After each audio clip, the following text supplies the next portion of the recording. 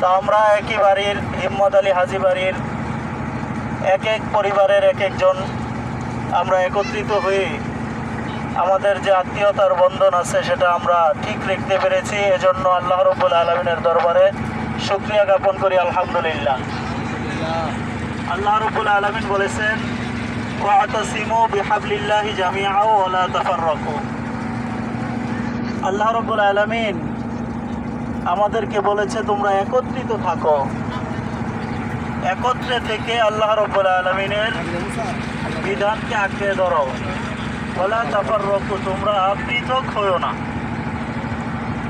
আল্লাহ নবী সাল্লাল্লাহু আলাইহি ওয়াসাল্লাম এক হাদিসের মধ্যে বলেছেন, যারা আত্মীয়তার সম্পর্ক ছিন্ন করে, যারা আত্মীয়তার সম্পর্ক ছিন্ন করে, রক্তের সম্পর্ক অস্বীকার করে, তারা আল্লাহ নবী সাল্লাল্লাহু আলাইহি ওয়াসাল্লামের উম্মতের মধ্যে না।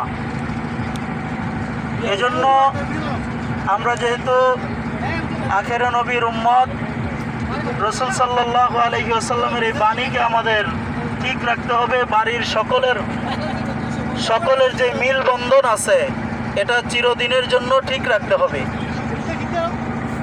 এমন ভ্রমণ যখন হয় তখন দেখা যায় অনেকে চিনে না, বাড়ির অনেক মুরব্বীদেরকে ছেলে সন্তানরা চিনে না, আবার মুরব্বীরাও আমাদেরকে অনেকদেরকে চিনে না। এরকম এক এক সময় যদি এরকম সফর হয় তখন যে বাড়ির কে আমাদের বাড়ির মুরব্বী রাস্তাঘাটে দেখলে চিনে, সালাম দেওয়া যায়, জিজ্ঞেস করা যায় যে এই ছেলেটা আমাদের বাড়ির, কেউ কেমন আছো। এই সুবিধাগুলো হয় এই সফরের মাধ্যমে।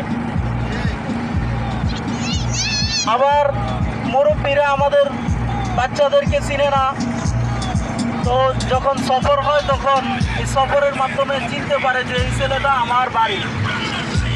রাস্তাঘাটে দেখলে জিজ্ঞেস করতে পারে যে তোমরা কেমন আছো, তোমাদের পরিবারের লোকজন কেমন আছে। এটা খোঁজখবর নেওয়া যায় যখন পরিচয় পাওয়া যায়। আর পরিচয়টা তখনই হয় যখন বাড়ির সকলে কোনো একটা উপলক্ষে একত্রিত হওয়া যায়। তো এই যে এখানে আমরা একত্রিত হয়েছি, এর আগেও ঈদের পর বিভিন্ন সময় আমাদেরকে ডাকা হইতো, বজলু কাকার বাড়িতে আছে, আওলাদ ভাইয়ের দোকানে আছে, বিভিন্ন জায়গায় ডাকা হইতো, কিন্তু এত সুন্দর করে এতগুলো লোক একত্রিত হইতো না। আমরা আরও গেছি বিভিন্ন প্রোগ্রামে, কিন্তু এতগুলো পরিবার থেকে লোক সবাই সমবেত হতো না।